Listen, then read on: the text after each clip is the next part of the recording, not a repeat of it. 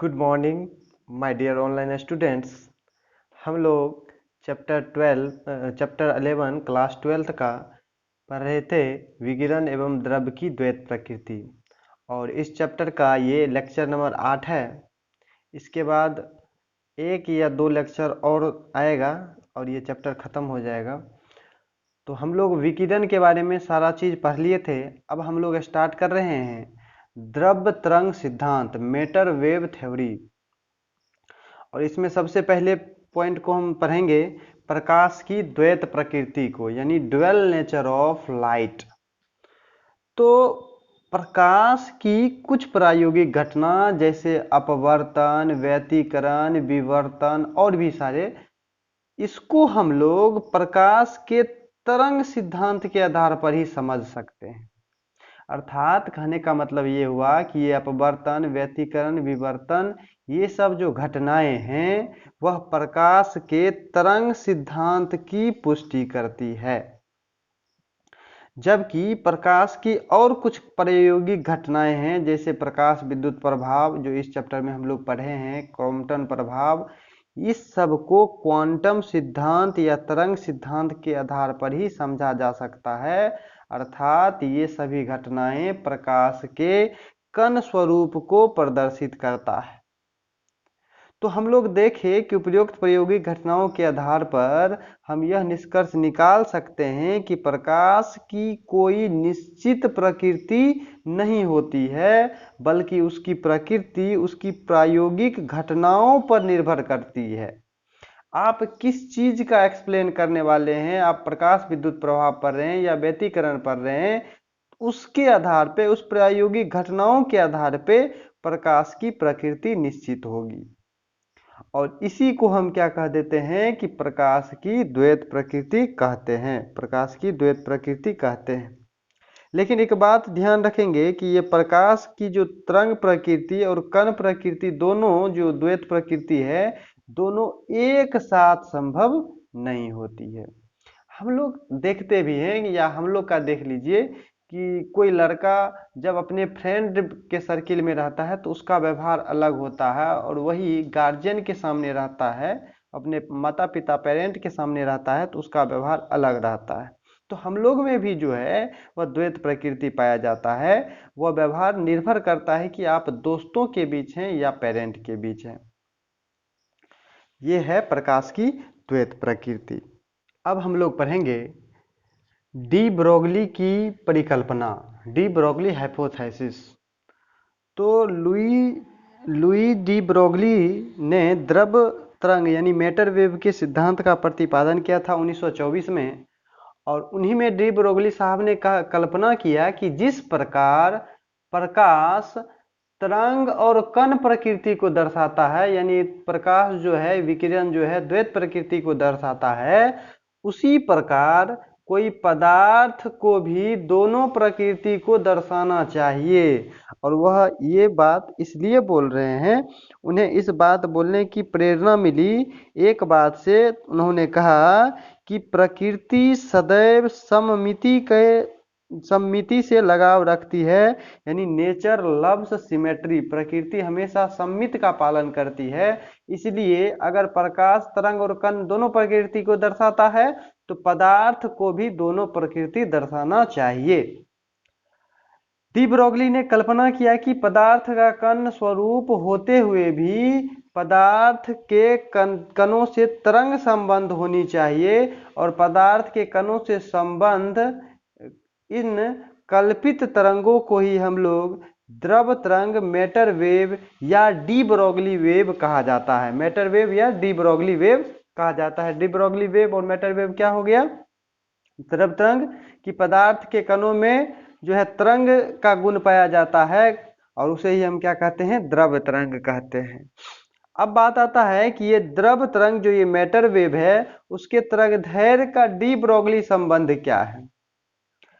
तो इसमें आप दो चीज पे गौर करेंगे कि प्लांक का क्वांटम सिद्धांत के अनुसार बताइए फोटोन की ऊर्जा, अगर हम फोटोन की ऊर्जा E माने तो E बराबर हम क्या लिखेंगे? एच न्यू लिखेंगे, जहां पर H क्या हो जाएगा? प्लांक नियतांक, और न्यू क्या हो जाएगा? विकिरण की आवृत्ति। और ई ऊर्जा, फोटोन की ऊर्जा, ई बराबर लिख सकते हैं, इसको समीकरण 1 मान लीजिए। अब अगर मान लीजिए कि फोटोन का m द्रव्यमान है और उसको एक कण के रूप में माना जा रहा है, फोटोन को m द्रव्यमान के एक कण के रूप में माना जा रहा है, तो आइंस्टीन के विशिष्ट सापेक्षता सिद्धांत के अनुसार हम क्या बोलेंगे, E बराबर क्या होता है, mc², E बराबर mc²। इसको सेकेंड समीकरण मान लेते हैं। और इसमें अगर हम बात करें तो m जो हो गया, ये m द्रव्यमान का कण माने हैं, E ऊर्जा हो गया, और c हो गया प्रकाश का चाल या वेग, जिसका मान कितना होता है, 3 × 10⁸ मीटर प्रति सेकेंड होता है। अब हम क्या करेंगे, समीकरण और एक समीकरण 2 से चलेंगे, ऊपर मैं मिटा देता हूं। तो समीकरण 1 और 2 को 2 से हम क्या लिख सकते हैं, दोनों ऊर्जा ही है, E बराबर एच न्यू, ई बराबर mc²। तो यहाँ से हम लिख सकते हैं कि एच न्यू बराबर mc²। तो हम यहाँ पर लिखेंगे समीकरण 1 एवं 2 से लिख सकते हैं कि एच न्यू बराबर mc²। तो यहाँ से m बराबर हम क्या लिख सकते हैं, एच न्यू बट्टा c²। अब आप एक बात बताइए कि अगर प्रत्येक फोटोन जो होता है वह किस वेग से चलता है, किसके वेग से चलता है, तो आपको याद है हम बताए हैं कि प्रत्येक फोटोन के प्रॉपर्टीज में हम बताए हैं कि प्रत्येक फोटोन जो होता है वह प्रकाश के वेग से गतिशील होता है, प्रकाश के वेग यानी c से गतिशील होता है, गतिशील होता है। अगर मान लीजिए प्रकाश c से वेग से गतिशील है तो फोटोन का संवेग क्या होगा, तो फोटोन का संवेग, संवेग को अगर p से दिखाएं, फोटोन का संवेग क्या होता है, द्रव्यमान इंटू वेग, द्रव्यमान इंटू वेग। संवेग बराबर क्या होता है, द्रव्यमान इंटू वेग। तो द्रव्यमान हम निकाल चुके हैं, हम लिख सकते हैं m का मान तो एच न्यू बट्टा c²। वेग तो प्रकाश का वेग से ही चलता है c, तो ये एक c से एक c कट गया, तो p बराबर कितना बच गया, एच न्यू बट्टा c, एच न्यू बट्टा c। ये संवेग आया है, लेकिन अभी तक तरंग दैर्घ्य नहीं आया है। तो तरंग दैर्घ्य के लिए हम जानते हैं कि चूंकि हम जानते हैं कि आवृत्ति बराबर क्या होता है, c/λ, इसलिए अब इसमें हम न्यू के जगह पर रखेंगे तो क्या हो जाएगा, P बराबर हो जाएगा hc/λ, और यहाँ से एक c पहले से ही था तो c से c कट गया, तो यहाँ से क्या आ गया कि P बराबर h/λ, P बराबर h/λ, या हम यहाँ से हम लिख सकते हैं कि लैम्डा बराबर h/p। और इस तरंग दैर्घ्य को, इस लैम्डा को हम ही क्या कह देते हैं, इस लैम्डा को हम कहते हैं, इस लैम्डा को हम कहते हैं डी ब्रोगली तरंग दैर्घ्य। आपसे ये पूछता है डी ब्रोगली तरंग दैर्घ्य बताइए, लैम्डा बराबर क्या हो जाएगा, h/p।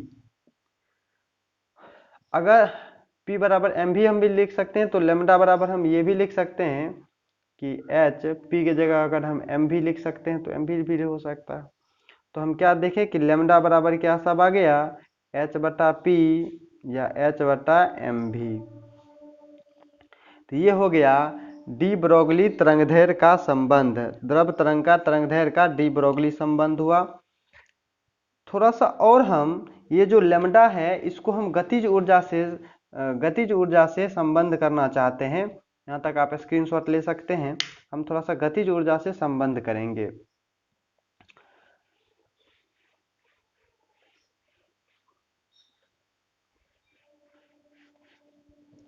तो हम लोग देखें कि लैम्डा बराबर क्या आ गया, h/p या h/m भी। अब थोड़ा सा हम गतिज ऊर्जा से संबंध करेंगे, तो गतिज ऊर्जा अगर हम ke माने तो गतिज ऊर्जा बराबर होता है हाफ mv², हाफ mv²। तो हम क्या करते हैं कि इसमें हाफ mv² में ऊपर भी m से गुना कर देते हैं और नीचे भी m से गुना कर देते हैं। ऊपर नीचे m से गुना करने पर तो क्या हो जाएगा, इसको हम क्या लिख देंगे, हाफ 2m हो गया m स्क्वायर भी स्क्वायर। अब यहाँ से देखिए तो m स्क्वायर भी स्क्वायर को हम क्या लिख सकते हैं, एम बी का स्क्वायर लिख सकते हैं बट्टा 2m लिख सकते हैं। अब p बराबर होता है एम भी, तो हम यहाँ पर क्या लिख सकते हैं, पी स्क्वायर बट्टा 2m। तो यहाँ से हम क्या बोल दिए कि गतिज ऊर्जा बराबर आ गया पी स्क्वायर बट्टा 2m। ये गतिज ऊर्जा और संवेग में संबंध हो गया। तो बताइए p बराबर हम क्या लिखेंगे, पी स्क्वायर बराबर हम लिख देंगे 2m गतिज ऊर्जा के ई। तो p बराबर क्या हो गया, रूट अंडर 2m गतिज ऊर्जा के ई। ये आ गया संबंध गतिज ऊर्जा और संवेग में। अब यहाँ पर हम लिख सकते हैं कि लैम्डा h बटा एम भी के जगह या p के जगह हम लिख सकते हैं रूट अंडर 2m के ई गतिज ऊर्जा। तो ये संबंध स्थापित हो गया। ध्यान रखेंगे इस लैम्डा को हम क्या कहते हैं, डी ब्रोगली तरंगदैर्घ्य कहते हैं। एक बात और इसमें आप गौर कर सकते हैं कि h बाय एम भी में अगर वेग अगर v बराबर 0 है तो लैम्डा जो है अनंत हो जाएगा, और अगर ये v बराबर अनंत है तो लैम्डा 0 हो जाएगा। ये बात आप ध्यान रख सकते हैं। इससे ये पता चलता है कि द्रव तरंग केवल गतिशील कणों के साथ होता है, यह कण के आवेश से स्वतंत्र होता है। डी ब्रोगली तरंग जो है आवेशित अनावेशित दोनों कण से उत्पन्न होता है, और लेकिन हम जानते हैं कि विद्युत चुंबकीय तरंग जो होता है वह आवेशित तरंग द्वारा उत्पन्न होता है। इसलिए हम ये भी कह सकते हैं कि जो डी ब्रोगली तरंग है वह विद्युत चुंबकीय तरंग नहीं है।